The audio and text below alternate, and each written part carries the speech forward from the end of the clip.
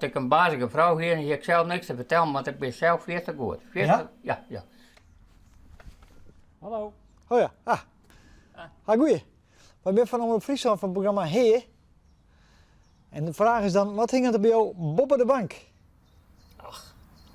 Nou, je mag wel inkomen, maar eigenlijk niks. Dit is de bank. Ja.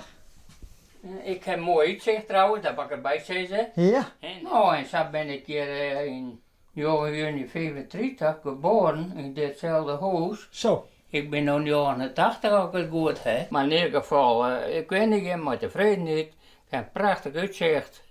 En ik heb een soort hobby.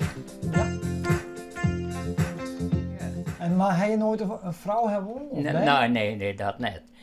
Het is misschien verder wel goed geweest, maar ik weet wel dat ik een bazige vrouw hier en ik zelf niks te vertellen, want ik ben zelf 40 goed. 40? Ja? Ja.